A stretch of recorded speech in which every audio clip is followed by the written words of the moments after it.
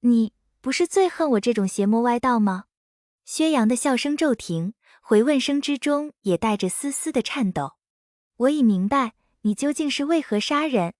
杀人固然不对，本应将你正法。但，总之，我会保你一命。你跟我走。小星辰不知道为什么，以前抓到薛洋的时候，想立即将他就地正法，可如今同他生活了一段日子，心也变得有些软了。他也知晓了以前薛洋所遭遇的一切，于他而言，或是同情，或是对他这段时间照顾的感激。反正他不想杀了这个少年。好，跟你走。薛洋似是被感动了，伏在地上的身子剧烈地颤动着。他没想到小星辰竟真的愿意放他一条生路。慢着！薛洋还没来得及站起来挪到小星辰身边，蓝忘机的臂辰便又架上了他的脖子。韩光君，这薛洋并未伤到魏公子，还请韩光君放过他。小星辰听到剑名，便知蓝忘机出手了。道长放心，我只是有话问他。蓝忘机定然不会放过这个能探究到真相的好时机。薛洋，你可是在金氏做过客卿？是。那你是否有试图控制过温宁？是。何人指使？金光善。为何？鬼将军是夷陵老祖的一把好刀，又是个傀儡，能力非凡。若是能为他所用，他自然开心。不过可惜，我费尽了全力，也没能真正控制他。你可有同谋？同谋？呵，韩光君真的想知道？少说废话，究竟事出何因？好，我告诉你，你们这所谓的世家一个个蠢得要命，居然将那金光善捧上仙都的位置。哈哈哈，他呀，就是个老狐狸，不仅设计杀了魏无羡，还一不小心把自己亲儿子害死了。哈哈哈哈哈哈！他为什么要杀魏无羡？韩光君，你那么聪明，应该猜到了吧？当时射日之争，魏无羡名声大噪，各大世家都得其助力，这本来是好事。可惜了，他不是以剑道登顶，他虽帮了大忙，却是以鬼道入门助力，一对阴虎符使的真是威风啊！他那么厉害，使得又不是各大世家纷纷推崇的剑道，你说他的下场会怎么样？若是怕他失控，也不必杀了他。蓝忘机握剑的手微微颤抖。哈哈哈，怕他失控？谁会怕他失控啊？金光善还迫不及待想让他失控呢。你不会不明白吧？真正让魏无羡死的是阴虎符和他那一身的鬼道术法呀。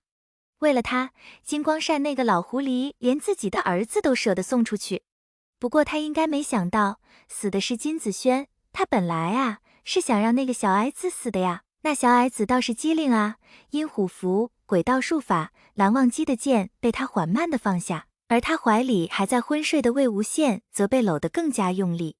韩光君，如果魏无羡当时能跟江婉莹关系好那么一点点，如今在仙都位置上坐着的就不是金光善了。不必，他不必跟江婉莹关系好，分明是我没能护好他。韩光君问完了。薛洋见他放下剑，便知他问的差不多了。再送你一个消息，我复原了一半的阴虎符，如今在那老狐狸手中，不过小矮子应该也能用。你大哥不是跟小矮子关系好吗？你回去找他，尽早偷出来的好。我今日撞见这傻子，看他的样子，也用不了那半块阴虎符。薛洋略带挑衅的声音提醒了蓝忘机，他还有一缕魂魄没有收回。小星辰道长，忘机还有一事相求。韩光君请讲。方才我感应到魏婴有一缕魂魄在这院中，如今看来，怕是在道长身上。我身上？为何？道长可是抱山散人之弟子？正是。魏婴，他是藏色散人之子，算起来，您是他的小师叔。他是藏色师姐的孩子。正是。魏婴他于这世上无牵无挂，孑然一身。若是与他有联系的，仔细算来，道长您怕是与他亲近之人了。他死后，魂魄想要保护与他亲近之人，若是找到您，也不是不可能的。忘机，但求一事。说罢，蓝忘机向小星辰行了一礼，求他成全。若是藏色师姐的孩子，韩光君说的自然有道理。这孩子可怜，出生的时候我还未入世，也未曾有机会见过他，如今能做点什么，自然是好的。小星辰将他扶起，诚恳地说道。他刚入世的时候，便听闻藏色散人在同其夫君夜猎的途中身亡已经多年了。他惋惜得紧，毕竟在山上的时候，藏色师姐对他也是极好的。他听闻二人还有一子，也想过去寻。寻的路上结交了宋子琛，子琛听闻，便陪他一起寻。可惜二人还没寻到，便遇到如今的一切了。好，那便麻烦道长了。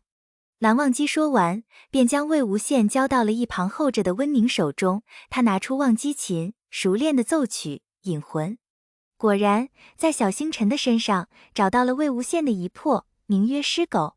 蓝忘机跟小星辰道别的时候，冲他深深行了一礼，以谢他理解之恩。韩光君不必谢我，我听完薛洋所说，也深觉其中另有蹊跷。这道符纸给你，若是魏婴日后需要，我定带着薛洋尽快赶去找你。说着，小星辰从怀中掏出一道明黄的符纸，递给蓝忘机。通过方才的交谈，他知道蓝忘机想帮魏无羡洗刷冤屈，而魏无羡是他的小师侄，如今又遭蒙冤，他定然是要帮的。忘机多谢道长。蓝忘机收下符纸，便抱起还在昏睡的魏无羡离开的一程。至于小星辰，他不知道他们要去啊，他也并未多问。如今他有很重要的事情去做。怎样才能让金光善承认他的罪行？怎样才能帮魏婴昭雪？他想了一路，想到了一个关键人物，薛洋口中的小矮子，他想定是敛方尊金光瑶。他说穷奇到围剿之时，死的本应该是金光瑶，所以金光瑶定然知道些什么。该联系兄长了。魏无羡醒来的时候，蓝忘机正在给蓝曦臣写信。他看着蓝忘机伏案静写的画面，一时间有些忘吃了。哎呀，我的二哥哥怎么这么好看啊？还没等他望够，蓝忘机便察觉到不同，也抬起眸子望向他。浅浅的瞳孔里弥漫的是一丝不同寻常的气息。魏无羡敏锐地发现，他家二哥哥好像不太开心，但蓝忘机并没有过多的透露他的心情，只望了魏无羡一会儿，便收回了目光，继续伏案书写。魏无羡也没有什么动作，静静地躺在床上，继续歪着脖子看着他的二哥哥，脑子里还细细思索着，为什么二哥哥会生气。蓝忘机这边自魏无羡醒来，便未能再将注意力集中在他所书之信上了。一心二用的一边将自己的疑问细细书于纸上，一边想着魏婴可否受伤。方才检查之时并未发现什么呀，魏婴为何不说话？薛洋对他做了什么？魏婴平日早已凑过来了，为何今日还没有动作？思索之时，蓝忘机已经将信件书写封装完毕，注入灵力，将他送往了云深不知处寒室内。随即他又站起身来，向门外走去。二哥哥，二哥哥，哎呀！魏无羡看蓝忘机写完信连看都不看他一眼，直接向外走去。他好似突然意识到问题的严重性，立马从床上扑腾起来，要去抓蓝忘机的衣角。可他还没能拽到蓝忘机，自己便直挺挺地摔在了地上。魏婴，